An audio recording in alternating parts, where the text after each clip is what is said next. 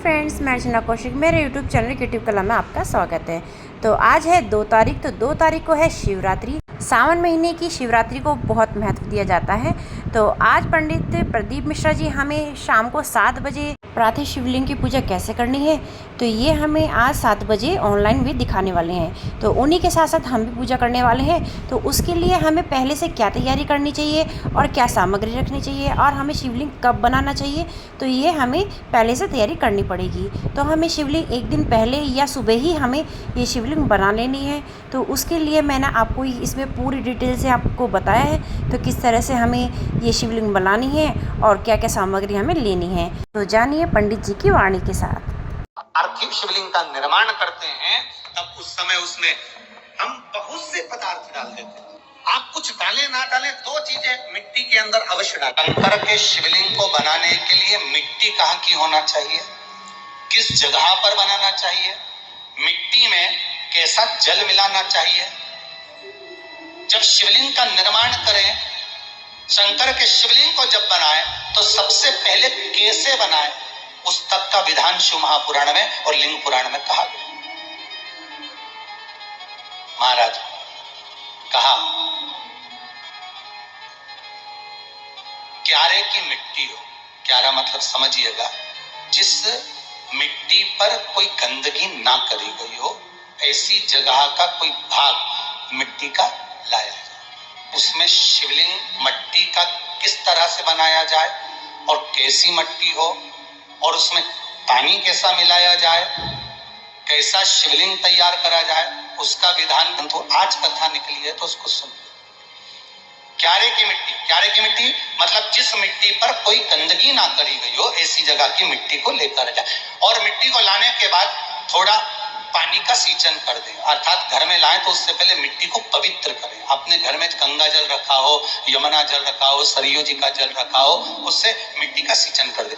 मान लो अगर ये जल नहीं भी है तो जल के अंदर थोड़ा सा इत्र डालकर मिट्टी का सींचन कर। अगर इत्र भी नहीं है तो जल के अंदर थोड़ा सा दूध डालकर मिट्टी का सींचन कर। दूध भी नहीं है तो एक बेलपत्री जल के अंदर डालकर उस पानी का सींचन। बेलपत्र भी नहीं है, पीपल का पत्ता डालकर उसका सींचन कर। पर मिट्टी पर घर में लाते से ही, ये नहीं कि मिट्टी आज लाए और तुमको शिवलिंग कल बनाना है, तो मिट्टी अगर 1 दिन पहले लाए हो, 2 दिन पहले लाए हो, 4 दिन पहले लाए हो, तो उसी दिन जल का सींचन होना चाहिए। ये नहीं कि जिस दिन बनाएंगे उस दिन सींचन हो। मिट्टी पर पानी का छींटा, सींचन भले ज्यादा मत डालो, पर छींटा तो उस दिन लगा देना चाहिए जिस दिन घर में मिट्टी लेकर आए हो, जिस दिन लेकर। फिर भले तुम शिवलिंग 15 दिन बाद बनाओ, 8 दिन बाद बनाओ, 10 दिन बाद बनाओ, 3 दिन बाद बनाओ, पर उस समय पर मिट्टी का सींचन उस समय हो जाना चाहिए।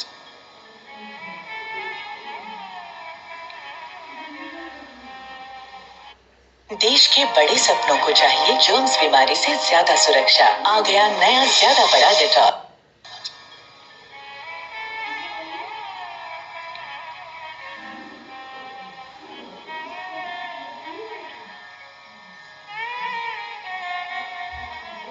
फिर कहा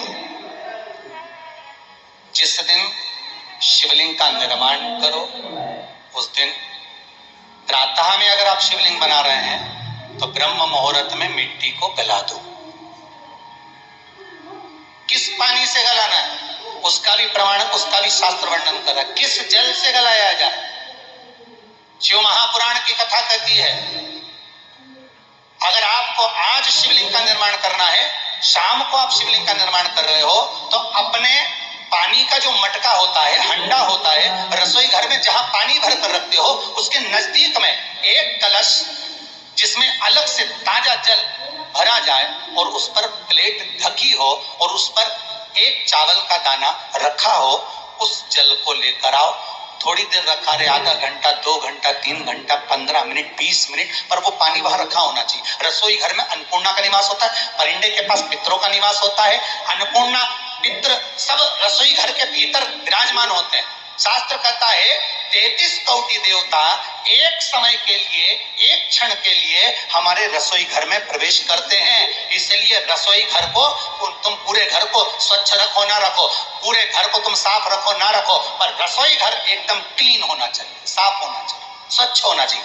आज के जमाने में तो गिर गया, पर पहले जब मिट्टी के चूल्हे होते थे, जब चूल्हा बंद होता था तो उसको गीला कर कर, गोबर को या पानी में उसको गीला कर कर, एक कपड़े को गीला कर कर पूरे चौके को, रसोई घर को पोंछा जाता था। मिट्टी का होता था वो, तो भी उसको पोता लगाते थे, पोंछते थे।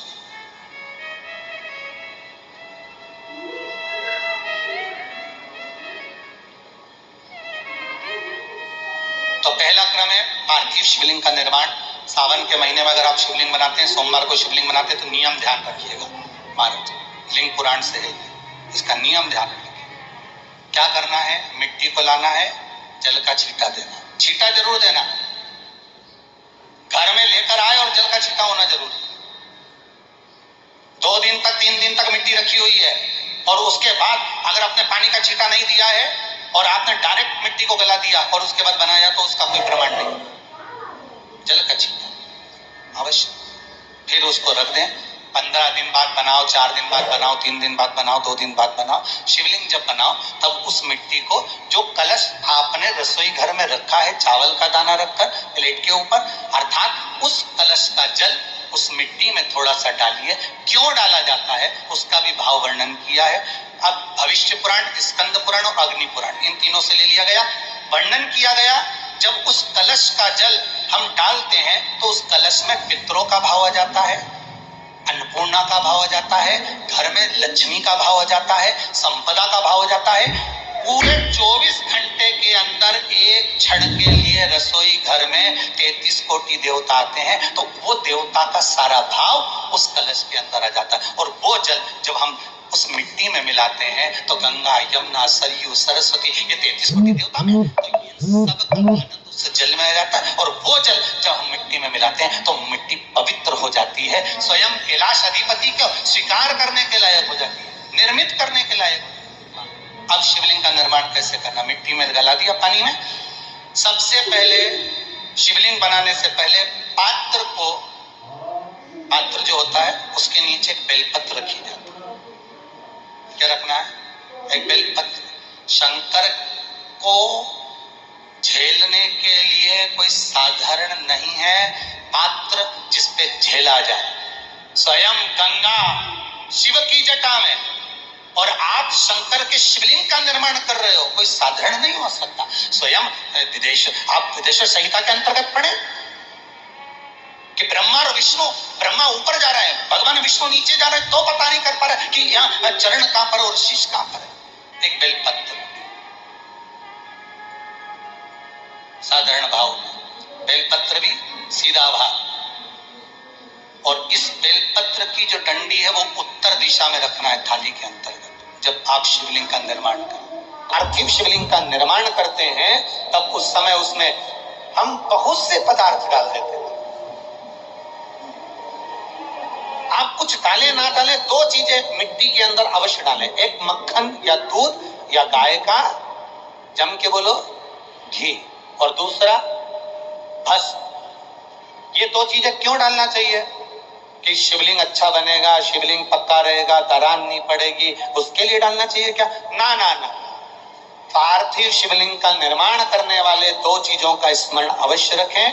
पहला, मिट्टी के अंदर जब हम मक्खन, दूध या गाय का घी डालकर शिवलिंग का निर्माण करते हैं, जिसके घर में वंश नहीं बढ़ता, 20 साल, 25 साल, 15 साल, 12 साल हो गए हों, और जिसके घर में बच्चा ना हुआ हो, हम उनसे भी निवेदन करेंगे कि प्रत्येक प्रदोष, प्रत्येक शिवरात्रि, हर महीने प्रदोष आती है, हर महीने शिवरात्रि आती है, प्रत्येक शिवरात्रि, प्रत्येक प्रदोष को आप मिट्टी के अंदर मक्खन या गाय का दूध या गाय का घी, देसी गाय का मिलाकर शिवलिंग बनाकर उसकी पूजन करना प्रारंभ करें। 1 साल पूरा नहीं होगा, भले 20 साल हो गए होंगे, पर आपका गर्भ जरूर घेरेगा, ये निश्चित होगा।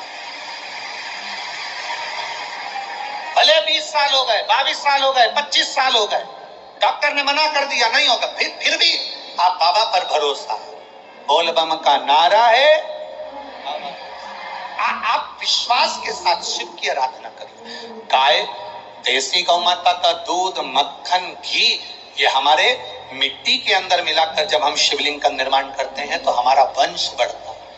दूसरा भस्म। दूसरी चीज क्या है? जम के बोलो जरा पीछे वाले भी, और जितने आसपास के जितने पांचों पंडालों में जो बैठे हैं, जो अलग से पंडाल लगाए गए हैं उनमें भी जो भरे बैठे हैं, इधर के पंडालों में पीछे वाले, और जितने लोग रोड पर बैठे हैं, जितनी दुकानों के अंदर बैठे हैं, वो भी जरा सावधानी से सुनना।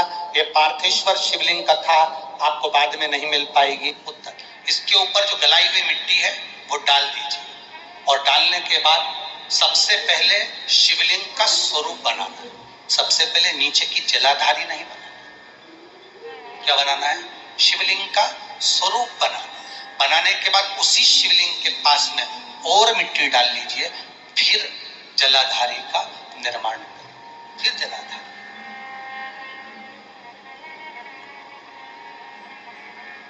शिवलिंग जलाधारी निर्मित हो गई। शंकर जी का संपूर्ण परिवार शिवलिंग में रहता है, आपको पहले भी कहा। भगवान भूत अधिपति भूतेश्वर भगवान शिव का संपूर्ण परिवार शिवलिंग में, पहले भी कथा में कहा, आज फिर आपको वर्णन कर देते।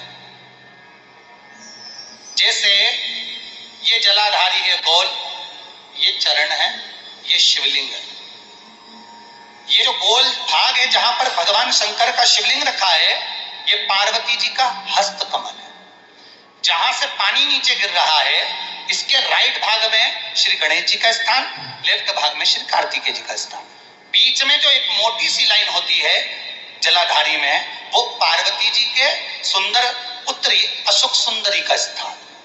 शंकर जी के ऊपर जो तिकोनी रखी रहती है, उसके ऊपर से जो जल बूंद बूंद नीचे गिरता है, ये जो पानी बूंद बूंद नीचे गिरता है, या आप कलश से जल चढ़ाते हो या आप संगी से जल चढ़ाते हो, तो ये जो पानी गिर रहा है, ये शंकर भगवान की 5 पुत्रियां, जया, विषहरा, शामरीबारी, दोतली और देव, ये शंकर जी की 5 बेटी,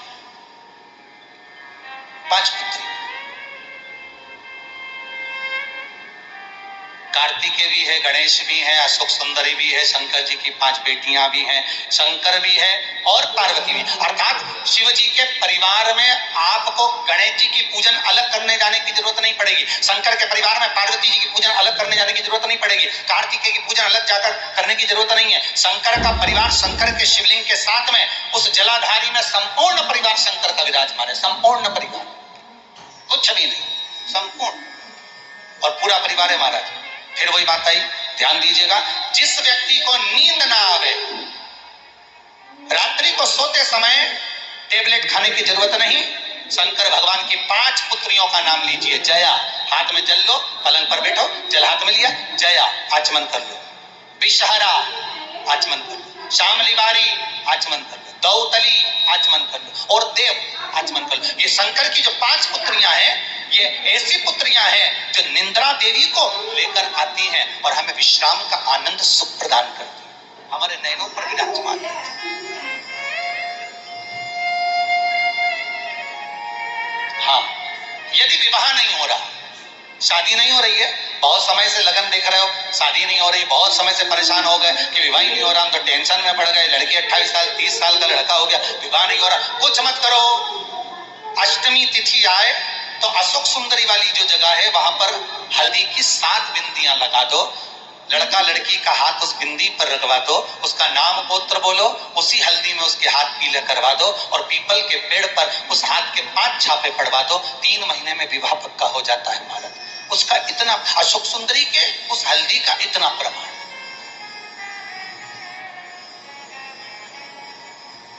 3 माह के अंतर्गत विवाह नक्की होगा। इतना इतना प्रमाण है महाराज। भगवान शिव की आराधना का कोई साधारण फल है महाराज।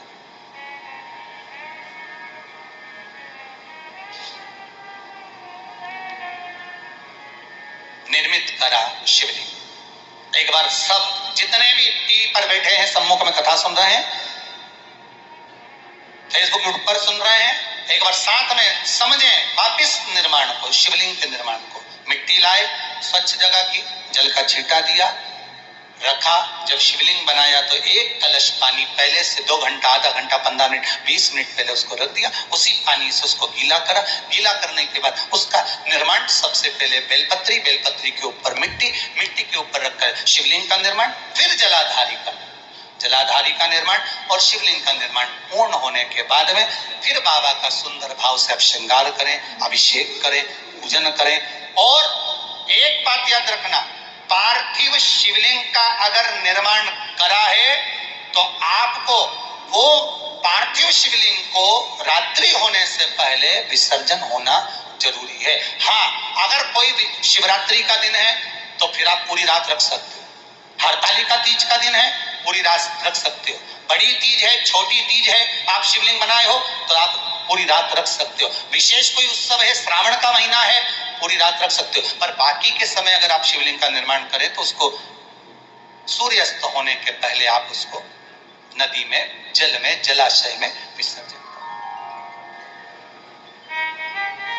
और ध्यान दीजिएगा, विसर्जन करते समय जब आप विसर्जन करें, पानी में अपने पात्र को, शिवलिंग को जब छोड़ें, उस समय पर ध्यान दीजिएगा कि शिवलिंग की जो जल की धार है, जिसका उत्तर की ओर जो जल की धार होती है, विसर्जन करते समय वो जल की धार अर्थात वो उत्तर का भाग हमारी ओर होना चाहिए और थाली इस तरह से पकड़ें कि वो भाग हमको जब डालें तो वो भाग हमको दिखे, थोड़ा सा नजर आए पानी में डालते समय। और जब वो थोड़ा भाग दिखता रहे और जिस लिए आपने शिवलिंग बनाया, जिस कामना से आपने शिवलिंग बनाया है, वो कामना उस भाग को पानी में देखते देखते बोल दीजिए, वो कामना पूर्ण हो जाती है। इसको कहते हैं पार्थिव शिवलिंग का निर्माण करना और उसकी आराधना।